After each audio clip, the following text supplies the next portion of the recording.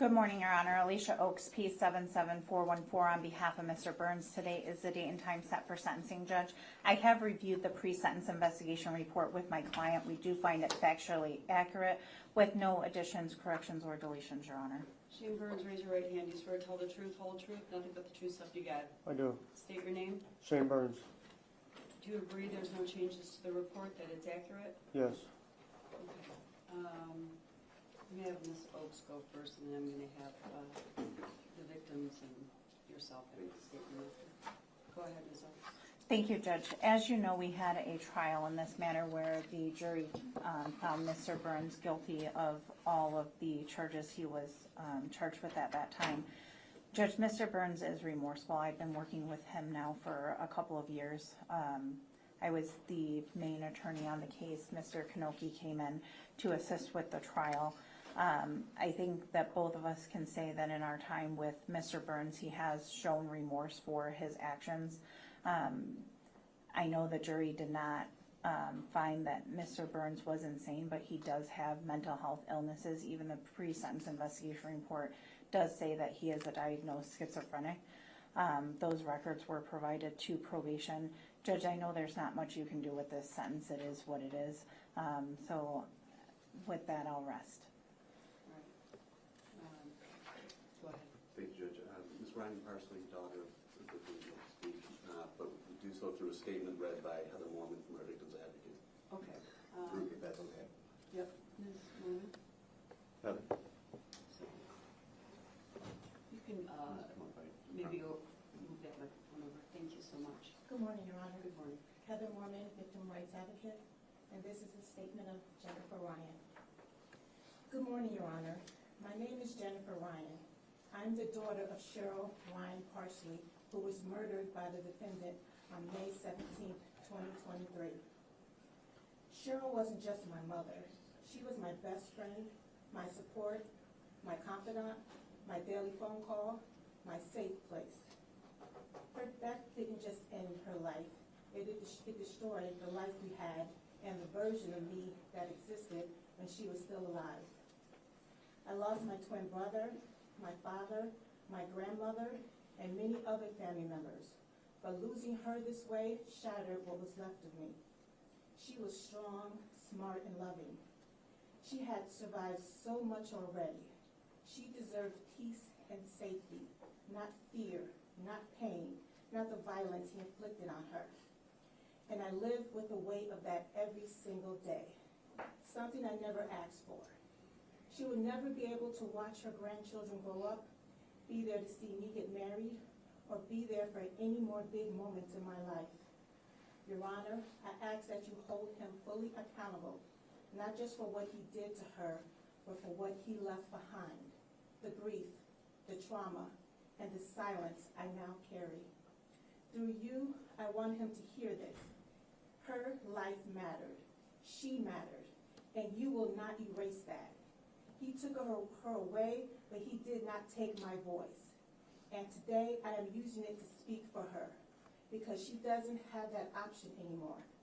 I hope that justice finds him, and I hope that it hurts. Thank you for your time. Thank you. Is Mr. Backey here, or is he not here? He does not believe. Judge, I believe Mr. Backey was unavailable today. Is that right, Heather? Yes. Yes, he was unavailable. And, Your Honor, I'd be remiss if I didn't frankly tell a little bit of a story about Larry Parsley. So Larry was Cheryl's husband.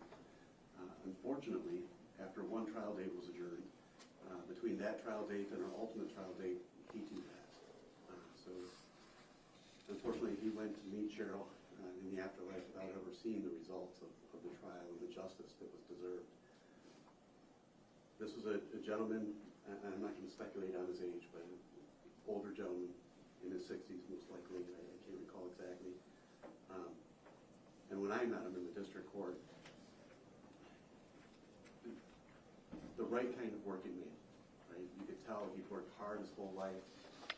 His hands he could hardly use because he'd been working in a machine shop his whole life. And he said his boss was so nice to him, he worked there for so long, that he was allowed to keep working, even though he couldn't work in the machine shop anymore, but in the office and do administrative things. And he said, Cheryl was my life. and she's all I had. She helped with the bills, but she helped with my heart. She helped with love. She helped with the family.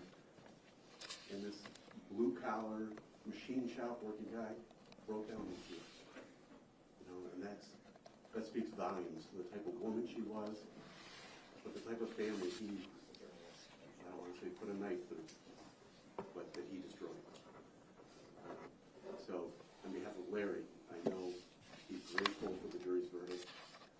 I know Larry would absolutely want to see justice done and appreciate the support, especially filing the Larry did. Thank you. Mr. Burns, anything you'd like to say? Not at this moment. You know, the acts that you did were literally a horror movie in real life. The random violence is it's rarely heard of in real life. It's horrific. You left horror in the hearts of the family of Mr. Backey and the Parsley family and all their friends that will never go away. So, obviously, I am sentencing you to life in prison, and it's deserved.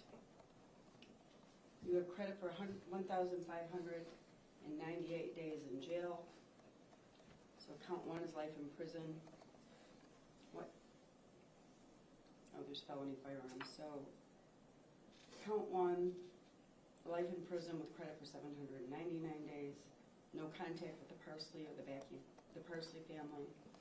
Restitution for a total amount of $6,870.21 to Jennifer Ryan, with $1,180 of that to the state of Michigan. Crime victim fee. There's a crime victim fee of $130 and $68 state cost. Count 2, assault with intent to murder. 30 years to 60 years in the Michigan Department of Corrections with credit for 799 days. $68 state cost. No contact with Robert Joseph Backey Jr. or his family, directly or indirectly. Count 3, possession of a firearm by a felon, and count 5, possession of ammunition by a felon. 3 years to 7 years and 6 months with credit for 69 days served and $136 state cost.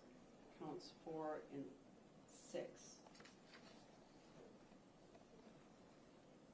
Felony firearm.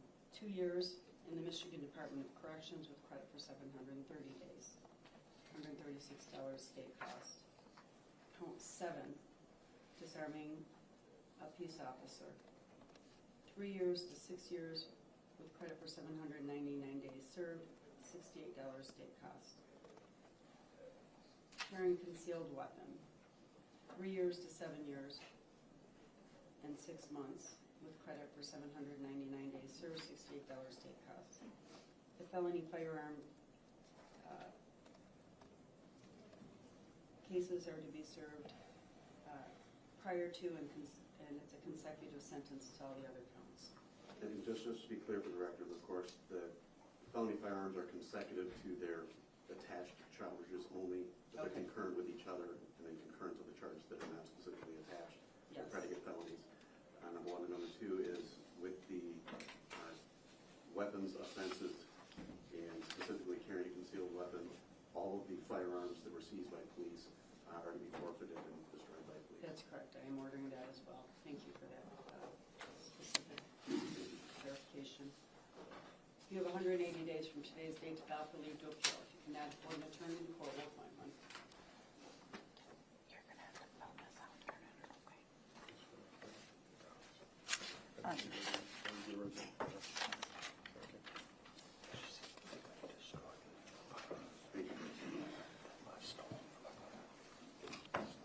Thank you, Judge.